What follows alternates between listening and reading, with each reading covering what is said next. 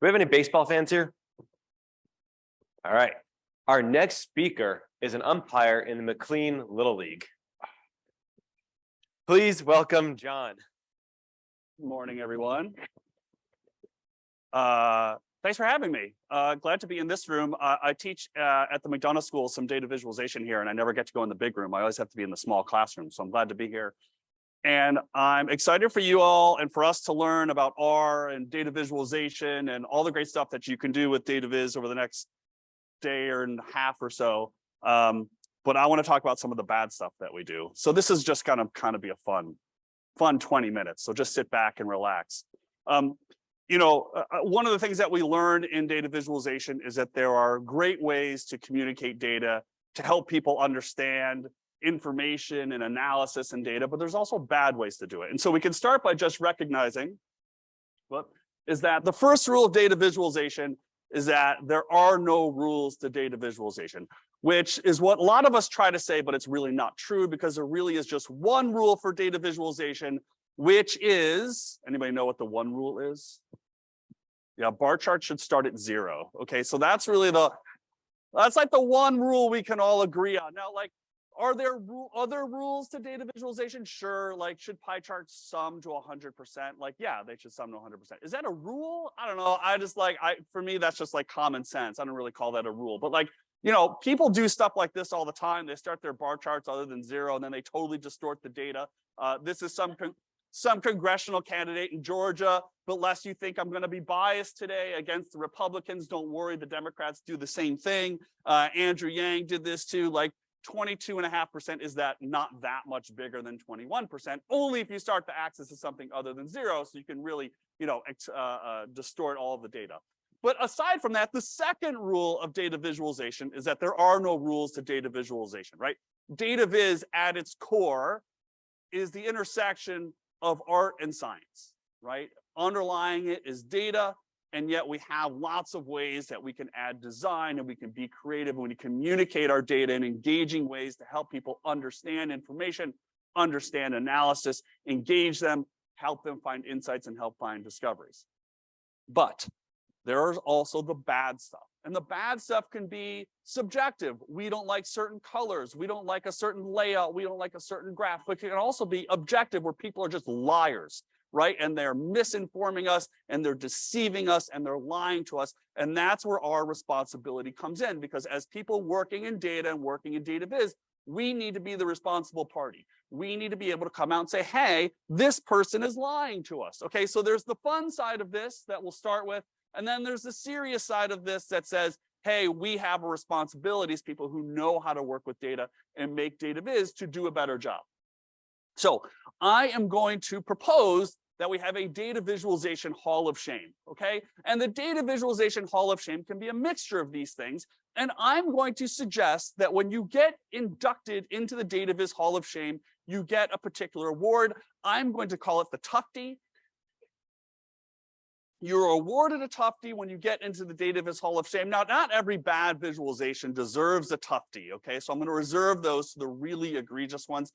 From my view, it's really the ones that are misleading and are distorting the data and are lying to us. But you'll see a few in here where I think just because they're so egregiously bad, they just deserve their own Tufty. Now, I'm not going to excuse myself. This is my visualization from an article I published back in like 2010, 2009, something like that. This 3D line garbage terribleness, right? Like just the 3D stuff is generally terrible. So I'm not going to induct myself, and I'm not going to give myself a Tufty, but still, like, we all have the skeletons in our closets. Okay, so I'm going to break these into some different categories. So first, we're going to start with the Hall of Shame of colors. I don't think you need an MFA in design to know that this is terrible. I'll also say, by the way, that I'll have a QR code at the end where you can grab the deck and you can go have as much fun as you want with these, okay?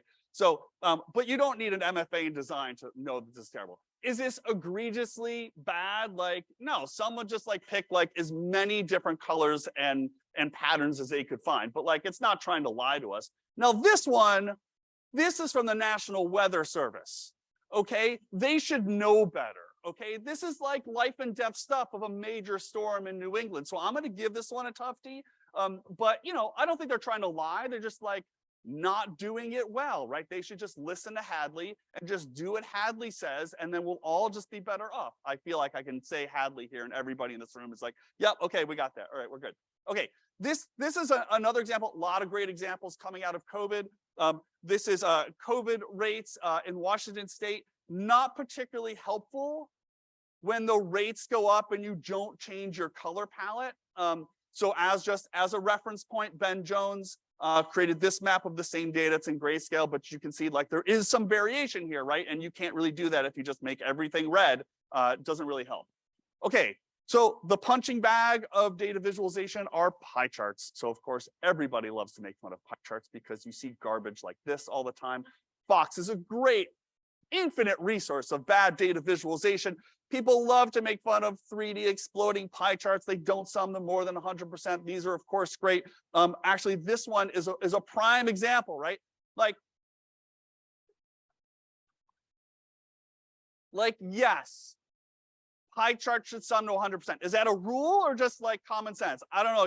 You decide. But like more fundamentally than that, the labels should match the slices and the pie charts. But even more fundamentally than that, right? The answer to the question of what was the best part of the Super Bowl is not yes or no. It's just not, okay? So more fundamentally, this is not a pie chart, but still a part to whole. And I just love, let's just look at what's going on in this shirt. We have 70% polyester, 30% PU, whatever that is, 56% polyester, 44% viscose, which little concerning, and then 100% polyester. So I don't know what is in this shirt, but just be careful when you put it on.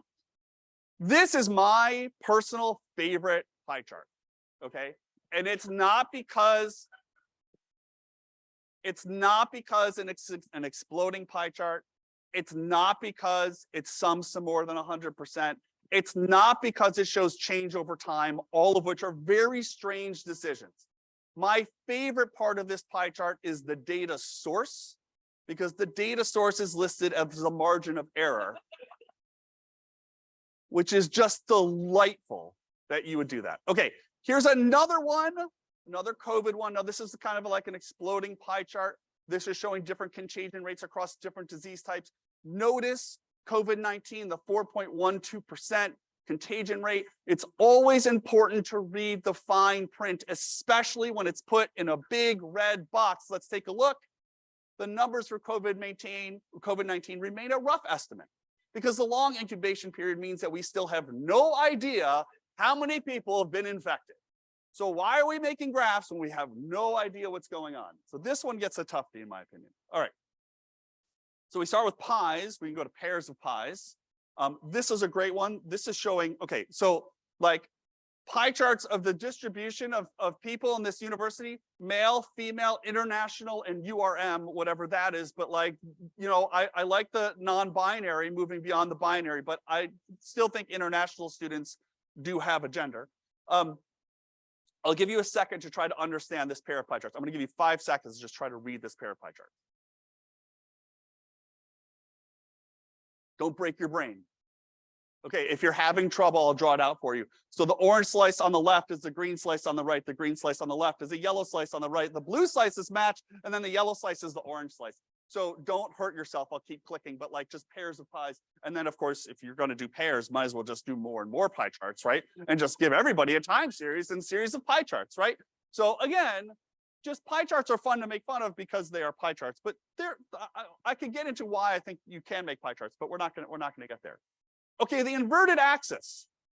So this is probably the most famous and best example of the inverted axis. So for those of you who, well, I don't know, some people may not have been born when this came out at this point. Like I feel that's how old I'm getting at this point.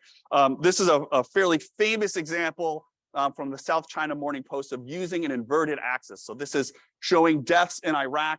The lighter red color are civilian deaths. The darker red color are coalition deaths from the military. And what we have is data going from 2003 to 2011. And then the positive axis is actually flipped here. So it goes from 0 at the top to 1500 at the bottom. And so this is just a great graphic, right? Because you've got this kind of rounded bar chart. It's got the red color, looks like dripping blood. It's bloody toll at the top. I mean, it's a great graphic from the DataViz design perspective, not from the actual content, right? Just a great way to evoke emotions with data. And then someone down the hall a couple of years later, from the person who created this, someone down the hall tried another similar type of visualization. And they tried to show gun deaths in Florida, right? And again, it's using this inverted axis starting in 1990, going to 2012, and 0 at the top, but 1000 at the bottom. And of course, here, when you look at this, it totally changes our perspective of the data, right? Here, when we look at this, I'll just ask, what do you think is encoding the data? When you just look at it immediately, what is encoding the data? The line, right? Yeah. So why does this not work, right? Because it's that dark black line that outlines the red area. And there's the axis at the bottom rather than at the top. All these things make us think that the data is actually the line, but it's not, right? It's actually, if you flip this whole thing around, it's actually, this is the pattern. And so these inverted axes, still going from 1990, now going up from 0 to 1000. These inverted axes are a great way to distort and mislead people. Now, this person, of course, in the old days when Twitter was a thing, the author of this piece just got destroyed on Twitter, but she was trying, right? She was just trying something different. But then you see people trying this to misinform. This is from Pike County in Kentucky during the early couple months of the pandemic, right? Wow, COVID infections in our county are going down. Well, yeah, sure, if you flip the axis, right? But like, what the hell? It's actually going up because when you go up from 0 to 40. So they updated this. If you notice, I'm going to go back. Notice it's from 0 to 35 because the endpoint here is June 8th. And people were like, what the hell? What are you doing? People, they were like, the next week, they were like, oh yeah, so June 11th. They were like, oh yeah, we should probably like actually make this true, right? Okay. So lots of ways to distort with this one definitely gets a toughie. Okay, and then there's a whole class of data visualizations that get their own space in the Hall of Shame that just don't understand how numbers work. Okay, so for this one, like, let's just all agree that 336 is not greater than 336. It's not greater than 336, and it's not greater than 336. Like, that's not how numbers work. Okay. Also, like 13% is not greater than 25%, and 28% is not 0. Like, what the hell, man? This is not how numbers work. Okay. This is from the Economic Times. Like, this is a fairly reputable thing. Now, this is very early. Remember, early on the days, we were all concerned about is the virus like on our cereal boxes, right? Like, this was a thing. You remember, like, wiping down cereal boxes at the beginning. So they looked at how long does it remain viable on certain services. Cardboard, that first bar there, 24 hours. Plastic and stainless steel, 3 days. I don't know about you, but you can't put days and hours on the same axis. It's just not right. Like, this is what the bars go all the way out here, people. We can't just be making stuff up and putting things on the same axis. That one to me gets a toughie. And then there's labels. Labels are just like, this is just unbelievable. Now, I don't think they're trying to mislead here. I think they just like, let's just make a map because everybody loves maps, and let's just label everything on the map. I'll give this a toughie only because it just hurts my like artistic sensibilities. It's just painful to look at. This one, I don't think it's a toughie, but I just still can't get my head around what's going on with the y-axis here. Like 0, 11, 22, 33. You're like, okay, I get it. You're going up by 11s. That's kind of a strange decision. Oh, 43. No, okay, 50. Okay, so I don't know what's going on in this one, right? Okay. This is also one of my favorites. We've talked about 3D a little bit already. 3D is clearly distorts the data. Look at the certification bar. This is from the USDA. Department of Agriculture loves 3D. I don't know what's going on there. Something in the water over there. They love 3D. They love clip art. Take a look at that certification bar. It's labeled 1833. And yet no part of that bar actually touches the 1800 grid line, right? We all know this. This is the distortion that's caused by 3D. That's not my favorite part of this graph. My favorite part of this graph is the y-axis label over on the side. The y-axis label is millions/billions. So it's a choose your own adventure of administrative costs. How much do you want to spend? You've probably seen this one. This one was from a couple of months ago. showing uncertainty, showing error bars is great. Let's zoom in on these error bars and see how much error is actually shown here. Oh, wait, it's just the letter T. This paper was actually retracted because of the letter T. Okay, that certainly gets a toughie. And then there are ones that are just hella funny, man. I mean, if you're going to make a Venn diagram or something that even looks like a Venn diagram, like seriously, just be very careful, right? Like you don't want to work for this company. Okay, I'll let you enjoy this one.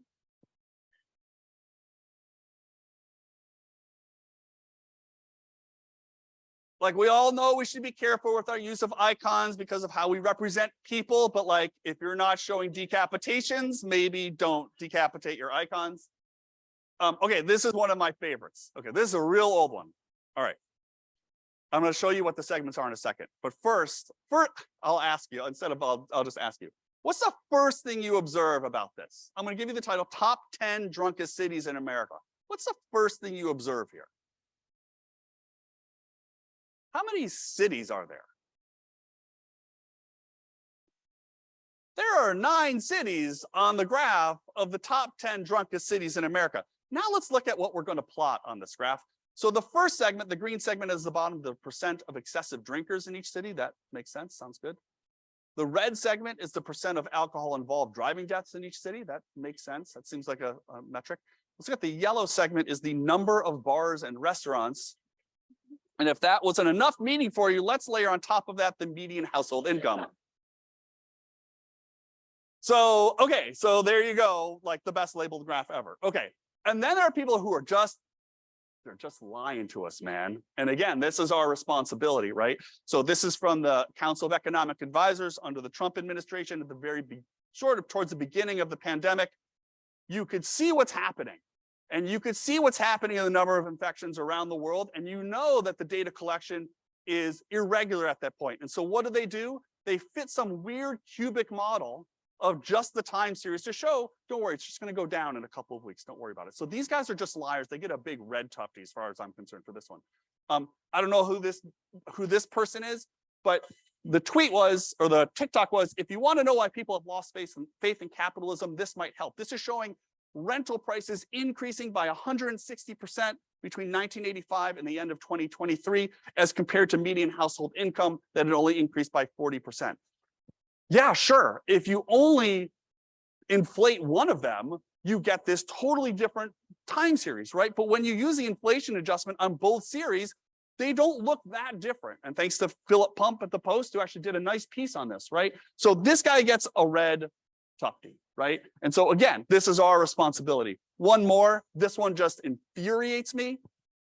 This is from the Florida Standard news media organization in Florida, talking about children in the Medicaid program who are receiving puberty care or gender affirming care. The article says, I'll just read this aloud, from 2017 to 2021, there was an increase in children as young as 16 who received irreversible surgical procedures in the Medicaid population. Between 17 and 20, only 3 children underwent such procedures, but in 2021 alone, the number was 12 children, which represents an 1,100% increase. Now, I'm happy to argue with you about whether we should provide gender affirming care to 12 children in the 4th most populous state in the country. I'm happy to go to bat about that. But more fundamentally, I don't know about you, but when I do some simple math, 3 to 12 is not an 1,100% increase. It's a 300% increase, which is also, it's 12 kids, okay? So for me, this guy gets the biggest red tufty. I put him on the plaque in the front of the Hall of Shame, because this is just lying and this is trying to harm kids. And if you don't agree with me, that's fine. I'll go to bat to that later. All right, so I'm gonna wrap up here with the last piece of the Hall of Shame, which is to take visualizations and to just manipulate them. And so I'm going to draw on SharpieGate.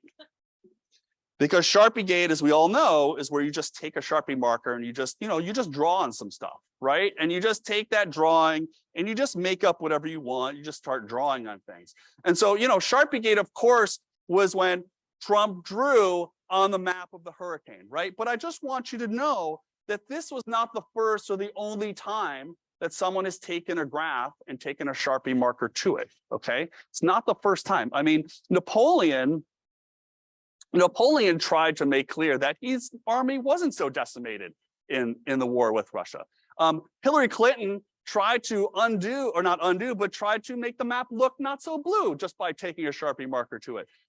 Playfair tried to make the balance, the trade balance, not look so, so negative just by taking a Sharpie marker to it. And remember that one guy in the snow map who actually died, but he wasn't near the Broad Street pump because, I don't know if you know this story, but the dude up there who died, not near the Broad Street pump, he liked the flavor of the water in the Broad Street pump. So he had his house servant go down and get that water. And that's how he got cholera. And that's how he died. His family was like, yeah, there was a whole bunch of people over here who died too. So just like the Sharpie marker, you could just do that. So there are lots of ways to distort the data. And I would just encourage you to be careful. It is our responsibility as people who are working with data, people who are visualizing data, it is our responsibility in particular to call out those that are misleading, that are lying, and that are providing disinformation to folks. So QR code if you want the slides and all the links. Thanks so much. Enjoy the rest of the conference.